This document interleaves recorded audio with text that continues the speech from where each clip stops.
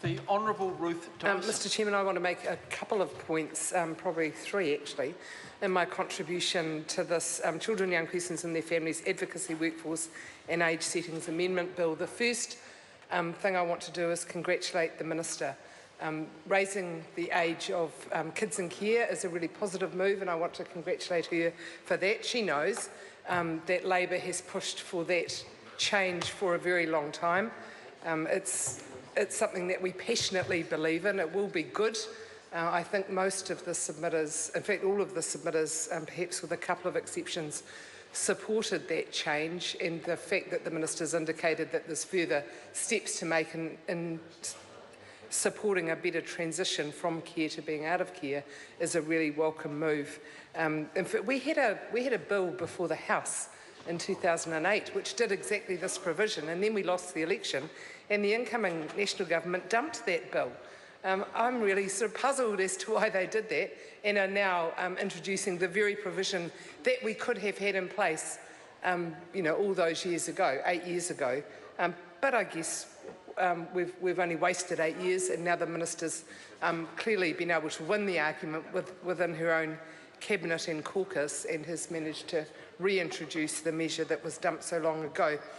I remember the petition from Lifewise and the Dingwall Trust to do this very thing, and I just want to acknowledge the passionate work of those people and many others who signed the petition and have been part of an ongoing campaign over many years to introduce this policy change, and also acknowledge former Chief Youth Court Judge Andrew Beecroft. He's the Children's Commissioner now, and he's long been a voice for this change and others.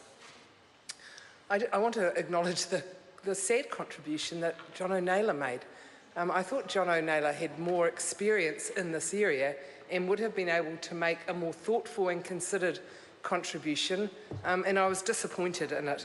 The idea that currently organisations like Open Home and Barnardo's can perform core statutory roles that are in the law to be performed only by Child, Youth and Family is just wrong. It is incorrect, and I saw the Minister nodding, and I thought she should know better. She should know better than to agree with the nonsense that that member said, that the issue that is causing such concern by so many people that is included in this bill is currently being able to be done. What a nonsense. Why would we be changing the law to allow it if it currently is being done? John O'Naylor said that Open Home and Barnardo's are breaking the law around the country currently, and the Minister nodded her head. There are some provisions. I did listen. It was hard work, but I did. The idea that any role can be performed by any organisation is just without moral, in my view. There are some actions which should have the accountability of a minister and accountability of a department and the accountability to Parliament. And in my view, the removal of a child from their family is one such provision. We should not say that it should be done by any organisation without any professional qualifications mandated, at the discretion of a Chief Executive who has very limited accountability to Parliament, only has accountability really to the State Services Commission. I think it's wrong. I agree with the differential response model. I think it's a really good program because it shows that there are lots of organisations that can provide high quality support to children in our communities who need that support. But the differential response model never went as far as saying the removal of a child is not the responsibility of a state. I want to invite the Minister to consider over the dinner break one single point. The Minister would be celebrated around the country if she persisted with the raising of the age in care. Everyone would celebrate that move, and there would not be a negative word against this draconian provision, regressive provision of saying that a child can be removed from their family by somebody other than a government department, a statutory responsibility that we would give to a government department. Mr Chairman? Ruth Dyson. I think it would be a great thing on an issue that is as important as the welfare, the well-being, the care and support of children who need intervention in their lives to have a good outcome. And we can debate about a whole lot of the other provisions that other colleagues have drawn tonight, but I think it would be a great outcome for Parliament in a week where we have shown that with natural disasters we can present a unified response, because we are more mature than the way that often we behave in this Parliament. We can rise to the occasion. I think it would be a great move for the Minister to rise to that occasion, to put aside that section of the legislation which gives, other than a statutory responsibility to a government department, an intervention in a family without any accountability to this Parliament. That is a step too far, and it has caused Labour to say because of that step we are unable to support this bill. A bill which has got the raising of the age of children in care that we have campaigned for so long. It's a mistake. We would love to support this bill, Minister, and we don't often say that about national bills. We truly don't.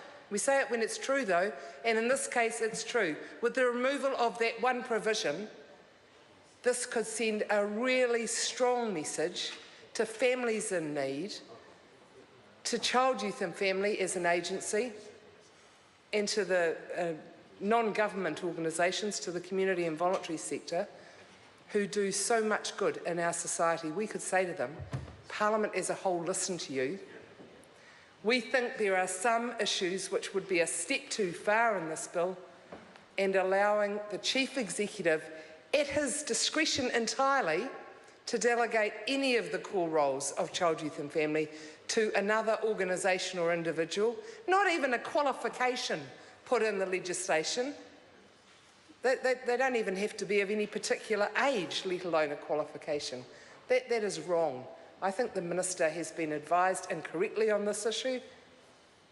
I think she needs to have a reflection time between 6 and 7:30, and even come back and say, we'll reconsider it in the next legislation, which she has said is coming down the track. And that would give her time to perhaps listen to the genuine concerns. There is not a single member in this House, in my view, who doesn't want better outcomes for children who have been in care, who are in care or will be in care in the future. We all know that we've done badly in this regard, and I know that the Minister wants to spend her time in this House making a positive difference. That is a good thing for a Minister to want. I'm delighted that she's done that in so much of this legislation. I think the Select Committee has done a jolly fine job. I wish I'd been able to sit on it. It's got some competent members on, and it's clearly worked hard on this bill. Just one change, Minister. Take that section out. It is a step too far. It's regressive. It's dangerous. We shouldn't do it. And I will be very sad if the Minister doesn't reflect well and change her mind. I will be very sad if we have to vote against this bill. I was the Minister who introduced the 2008 legislation to raise the age. I was really annoyed that the National Party came in and dumped it. No good reason, they just decided it was Labour so they'd get rid of it. And I think that the current Minister is better than that and can show that by listening to the concerns we have about giving away core statutory responsibilities in terms of care and protection to unnamed, not even known organisations who don't even have to have a profession identified. The Minister might have confidence in her Chief Executive, and I think that's a very good thing. That's not the point. It is a step too far to opt out of the current statutory responsibilities. John O'Naylor was wrong.